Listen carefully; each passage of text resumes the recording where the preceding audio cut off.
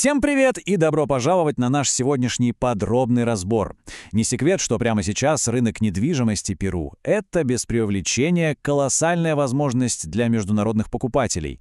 Иностранный капитал активно ищет новые горизонты и, скажем прямо, перуанский рынок предлагает потрясающие локации с огромным потенциалом возврата инвестиций. Но успех здесь целиком и полностью зависит от понимания уникального процесса покупки именно для иностранцев. Давайте разбираться. Итак, план нашего разбора. Первое — иностранные инвестиции в Перу. Второе — предварительные юридические требования. Третье — этапы купли-продажи. Четвертое — финансирование и налоги. Пятое — риски неформальной собственности. И, наконец, шестое — аренда и будущая продажа. Поехали! Раздел 1. Иностранные инвестиции в Перу. Правовая база для нерезидентов. Главный вопрос, который возникает абсолютно всегда — а могут ли иностранцы покупать недвижимость в Перу, находясь в статусе обычного туриста? Ответ — твердое и однозначное «да». Для входа на этот рынок совершенно не требуется статус резидента или так называемая «carné de extranjería». Законодательство в этом плане максимально открыто и лояльно.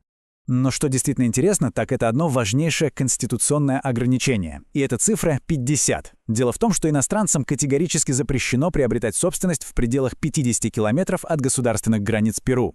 Обойти этот абсолютный запрет можно только одним путем, получив специальный верховный декрет. Надо сказать, это критически важный нюанс при выборе локации. Раздел 2. Предварительные юридические требования и подготовка документации. Переходим к документам. Для совершения сделки необходим абсолютно четкий пакет бумаг. Во-первых, конечно же, действующий паспорт. Во-вторых, и это критически важный документ именно для туристов, нужно получить специальное разрешение на подписание контрактов от миграционной службы. Ну и в-третьих, потребуется убедительное подтверждение легального происхождения средств. Стоит помнить, что банковские выписки будут тщательно проверяться подразделением финансовой разведки, известным как ЮЭФ. Ну а, пожалуй, самый главный документ при проверке любого объекта — это так называемая копия литераль. По сути, это официальная выписка из Национального реестра СУНАРП. В ней детально, буквально по полочкам отражена вся история недвижимости, ее настоящие владельцы, а также любые скрытые долги, ипотеки или судебные аресты. Можно сказать, что это абсолютный щит, надежно защищающий капитал от мошенничества. Раздел 3. Этапы купли-продажи, перуанский транзакционный процесс. Давайте посмотрим, как выстраивается сам процесс покупки. Он имеет очень строгую последовательность из 5 шагов. Все начинается с проверки выписки в СУНАРП. Затем адвокат составляет частный договор, он называется «минута». Далее этот документ превращается в публичный акт уже у нотариуса. Это эскритура публика. Сразу после этого уплачивается налог Алькабала и финальный аккорд — официальная регистрация права собственности обратно в системе СУНАРП. Именно этот последний шаг делает права покупателя железными и неоспоримыми. Раздел 4. Финансирование и налоги. Движение денег.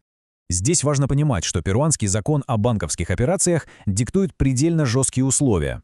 Абсолютно любая транзакция свыше $1000 или 3500 солей должна проходить исключительно через официальные финансовые каналы. Оплата наличными сверх этих лимитов банально лишена какой-либо юридической силы. Это значит, что иностранным покупателям обязательно придется использовать банковские чеки или международные банковские переводы. Никаких чемоданов с наличными. Что касается налоговой структуры, здесь есть четкое разделение. При самой покупке уплачивается налог Алькабала, это 3% от стоимости недвижимости. Однако есть отличная льгота. Первые 10 налоговых единиц не облагаются налогом, что на 2026 год составляет внушительные 55 тысяч солей. Но это еще не все. При дальнейшем владении возникают ежегодные обязательства. Это муниципальный налог на имущество в размере от 0,2 до 1%, а также регулярные сборы за муниципальные услуги, известные как арбитриоз. Раздел 5. Риски неформальной собственности и опасность незарегистрированного имущества. В этом вопросе сталкиваются две совершенно разные реальности. С одной стороны, собственность, зарегистрированная в СУНАРП, гарантирует полную юридическую безопасность и свободу передачи.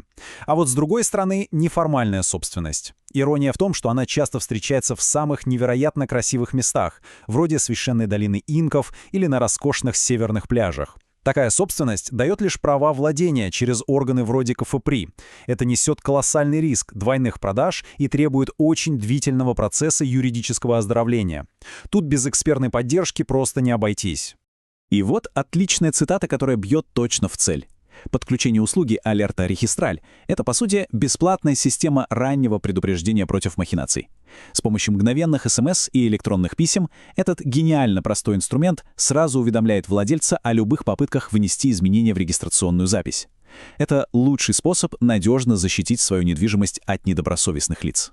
Раздел 6. Аренда и будущая продажа. Возврат инвестиций.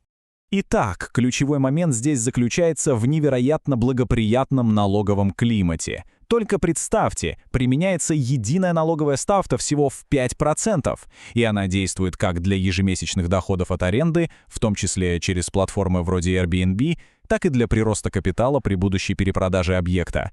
Безусловно, это делает математику возврата инвестиций крайне привлекательной. Но, подождите, есть еще один совершенно удивительный факт. Для тех экспатов, кто решит сделать Перу своим основным домом, действует полное освобождение от уплаты налога на прирост капитала. Работает это так: если объект недвижимости является единственным главным жильем на протяжении более чем 2 лет, то при его последующей продаже этот налог в 5% просто-напросто не взимается. Это огромный бонус. Подводя итог нашему сегодняшнему разбору, возникает один весьма провокационный вопрос. Перуанский рынок недвижимости предлагает совершенно потрясающие возможности и финансовые выгоды, но готовы ли инвесторы пройти через строгую бюрократию ради этой выгоды? Баланс между высокими вознаграждениями и необходимостью неукоснительно следовать сложным юридическим процедурам оставляет много пищи для размышлений.